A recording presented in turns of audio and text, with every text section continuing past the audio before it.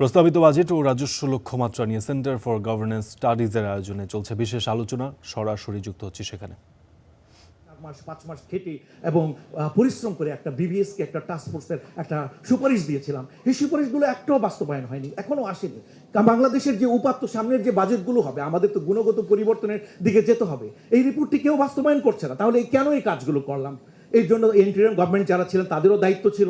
বর্তমান সরকারকে আমি বলবো যে অত্যন্ত গুরুত্বের সাথে বিষয়টি বিবেচনা করার জন্য। যাই হোক, বাজেটের আলোচনায় যেহেতু বলছিলাম, জিল্লুর ভাই আমাকে থামিয়ে দিবেন আমার সময় যদি চলে যায়। আমি আমার মূল কথাটা মনে হয় বলে ফেলেছি যে আমার মনে হয় যে আমরা বাজেটের আকার বৃদ্ধি করছি।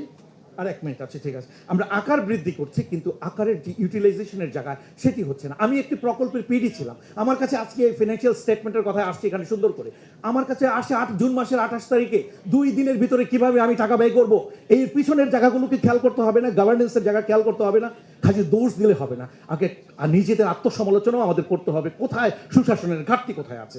আমি ফাইনালি যেটি বলতে চাই, এই মুহূর্তে বাংলাদেশের জন্য অত্যন্ত গুরুত্বপূর্ণ হচ্ছে ডেমোগ্রাফিক ডিভিডেন্ড, যেটাকে বাজেটের শেষ দিকে অর্থমন্ত্রী বলেছেন যে ডেমোগ্রাফিক ডিভিডেন্ড, লংজিভিটি ডিভিডেন্ড, একই সাথে ডেমোক্রেটিক ডিভিডেন্ড।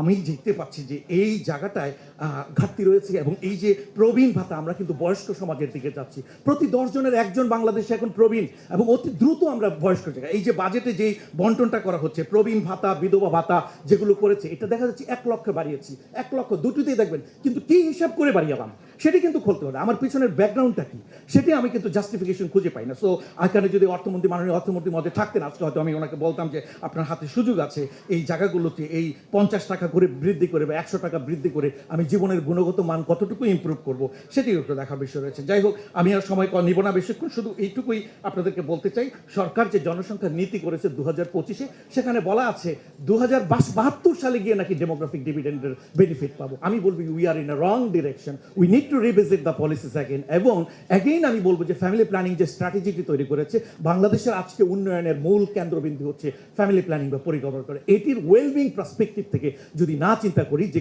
কৌশলটা হয়েছে সেই কৌশলের বাস্তবায়নের কোনো অগ্রগতি আমি দেখছি না। সো আমার আপিল থাকবে এই জায়গাগুলোতে যে আমরা যদি এই পপুলেশন পলিসি রিভিজিট করি, সঠিক উপাত্তের ভিত্তিতে যদি আমরা চিন্তা করি, তাহলে বিয়ন্ড নাম্বারস অবশ্যই আমি বলবো যে হ্যাঁ, এখানে গুণগত জায়গায় রাখবে, টেকসই উন্নয়নের লক্ষ্যমাত্রা আমরা অর্জন করতে পারবো। এবং যে জায়গাগুলো আপনাকে বলেছি যে আমাদের সঠিক উপাত্তর ভিত্তিতে, উপাত্তের বাইরে যে ডেটার যে স্ট্রেংথ, সেটিও খেয়াল করতে হবে। এবং প্রত্যেকটি মানুষের অধিকার প্রতিফলিত হবে বাজেটে, সবার দৃষ্টিভঙ্গি আসবে। এবং আমরা মনে করি যে শিক্ষাক্ষেত্রে বিশেষ করে এই মুহূর্তে অত্যন্ত গুরুত্বপূর্ণ হচ্ছে যে আমি বরাদ্দ দিলাম কিন্তু বরাদ্দের বাস্তবায়ন করতে পারলাম না। এতগুলো পাবলিক বিশ্ববিদ্যালয় বানালাম কিন্তু গুণগত প্রতিষ্ঠান তৈরি করতে পারলাম না। দরকার ছিল অনেক বিশ্ববিদ্যালয়কে মার্চ করা। এখনো সরকার দেখছি পরিকল্পনা করছে জেলায় জেলায় বিশ্ববিদ্যালয় করায়, উপজেলা লেভেল পর্যন্ত নিয়ে যাওয়ার পরিকল্পনা। আমি মনে করি this is the wrong direction. We need to reassess this strategy again. এবং এই কথা বলে শেষ করছি। অনেক ধন্যবাদ জিল্লুর ভাই আমাকে আমন্ত্রণ করার জন্য। এবং আমার আজকে বিশ্ববিদ্যালয় দিবস উপলক্ষে আরেকটি প্রোগ্রামও রয়েছে, আমি আরও 1 ঘন্টা খানেকের কাছাকাছি শুনবো, কিন্তু তারপর আমি আমার মতো করে চলে যাব। অনেক ধন্যবাদ। থ্যাংক